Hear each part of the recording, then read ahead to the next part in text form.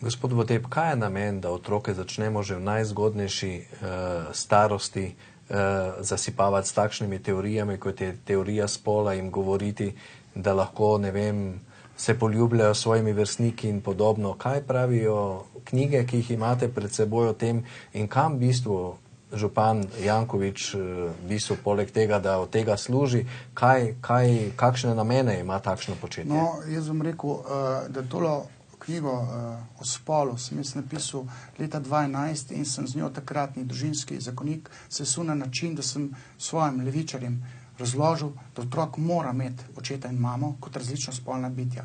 Bil sem proti posvojitvam. Ta knjiga je bila zelo pomembna tudi pri noveliranju novele ZZDR na referendumu. Jaz sem ponosen, da sem rekel leve volivce prepričal, da naj popravljajo napake, ki jih delajo levi politiki, ker niso vsi levo politično opredeljeni tako, rekel, neumni, pa spodleteli, da ne bi vedeli, da otrok rabi očeta in mamo. Zdaj pa LGBT pa ve tam nekje iz Nizozemske, pa San Francisco, Massachusetts, to so tam so gejevski lobiji zelo močni, feministični, lezbični, tam so ugotovili, da če otrokom, pa tudi Norveška je zelo v to smer nagnjena, če se otrokom perejo možgani, se anulira nekaj, čemu se reče homofobija. Problematična je moška homofobija, ki pa je po drugi strani, če otrok, deček, pravilno razreši Oedipov kompleks, jedro Oedipovega kompleksa je kastracijski kompleks in če deček to pravilno razreši, bo homofoben. V vsakem primeru. Normalna razrešitev Oedipovega kompleksa v paketu dobiš moralno razsodnost, tabu incesta, spolno identiteto, spolno željo, ki je normalna, se pravi heteroseksualna in si tudi homofobičen. Homofobija je logični nasledek in je dobrodošla, vendar se jo mora sublimirati.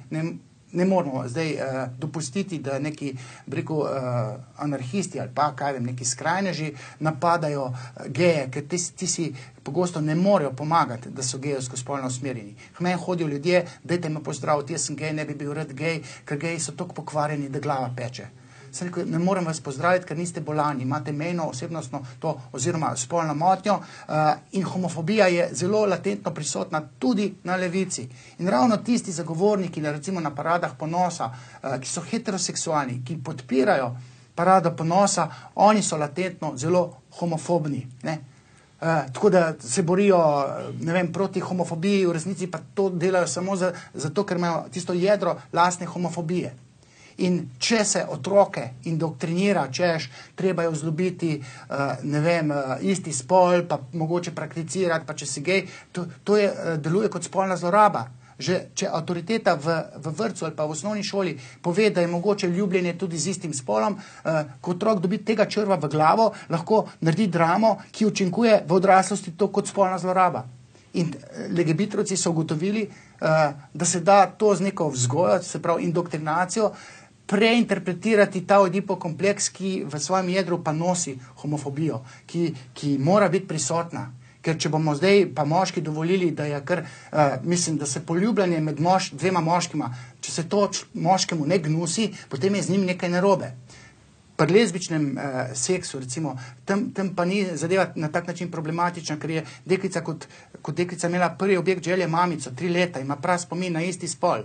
In deklice, oziroma dekleta, ženske, če prakticirajo seks z istim spolom, to še ni lezbištvo. To je samo prakticiranje istega seksa z istim spolom, ki lahko čist mine, če pride pravi moški v seksualni kontakt. Če pa to moški naredi, je pa z njim nekaj hudo narobe. In geji se bojijo moške homofobije in zravno s to indoktrinacijo, ki sem jaz ostro napadal, tudi drugi, recimo, poznam to knjigo, ki je 2 leta nazaj šla, se borijo, da ima tam homofobija nekje častno mesto, vendar se jo more sublimirati, ne moramo biti agresivni do tistih, ki so drugače spolno orientirani. Ampak otroke pa treba pustiti primeru in v kontekstu posvojitev in v kontekstu indoktrinacije v vrtcih ali pa osnovnih šolah.